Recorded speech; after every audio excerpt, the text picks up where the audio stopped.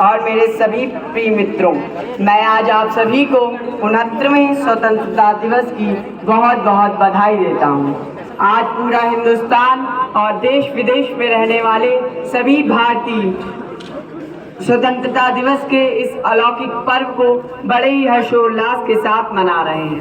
15 अगस्त ही वह दिन है जब देश को अंग्रेजों की 200 सालों की गुलामी की बेड़ियों से मुक्ति मिली थी। ब्रिटिश राज में देश की जनता पर काफ़ी अत्याचार किए गए।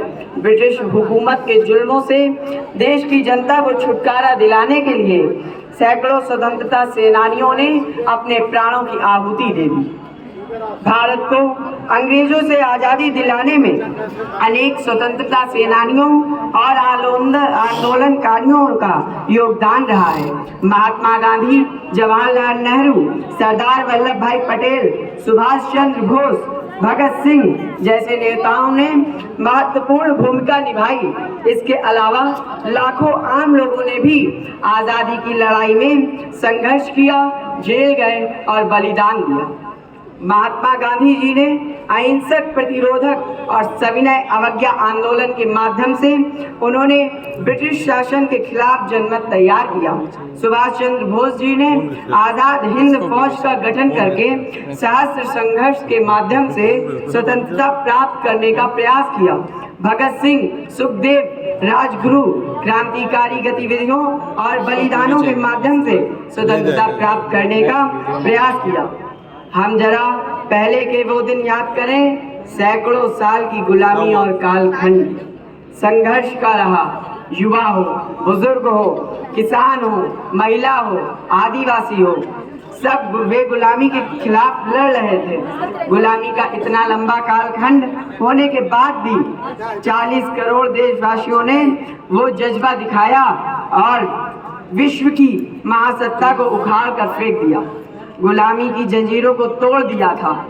अगर 40 करोड़ लोग गुलामी की बेड़ियों को तोड़ सकते हैं, आज़ादी के सपने को पूरा कर सकते हैं, तो 140 करोड़ देशवासी अगर संकल्प लेकर चल पड़ते हैं तो भारत को 2047 तक विकसित राष्ट्र बनाने का उद्देश्य अवश्य पूर्ण हो सकता है। इसमें कोई संशय नहीं है। यहाँ उपस्थित सभी लोगों से कहना चाहूँगा, देश को आगे ले जाने की जिम्मेदारी अब हमारे कंधों पर है।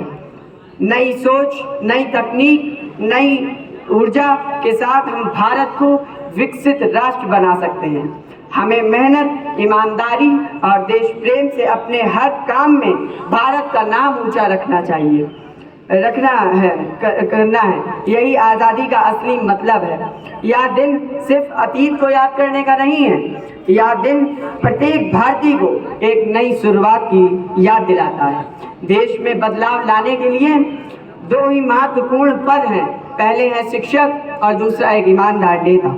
हमें भाषा, क्षेत्र, धर्म और जाति के भेदभाव को मिटाकर अपने देश की प्रगति और समृद्धि के लिए एकजुट होकर काम करना चाहिए और हमारे संस्कृति और सामाजिक मूल्यों को संजो कर रखना चाहिए। हम सत्यमेव जयते के संदेश पर चलकर अपने विचारों और कर्मों को में सच्चाई और न्याय की अनिवार्यता समझते हुए राष्ट्र और समाज के विकास में योगदान दें। आज इस अवसर पर मैं परमेश्वर से प्रार्थना करता हूँ कि भारत के नागरिकों को किस लक्ष्य के उपलक्ष्य में कार्य करना है, उसका मार्गदर्शन प्रशस्त हो सके। ये 2 लाइन। जुनून ऐसा कि रेगिस्तान में बाग लगा दूं, जुनून ऐसा कि रेगिस्तान में बाग लगा दूं।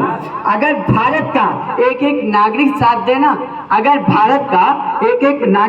देना, तो देश को आज ही विकसित राष्ट्र बना दूं। भारत माता की, भारत माता की, भारत माता की।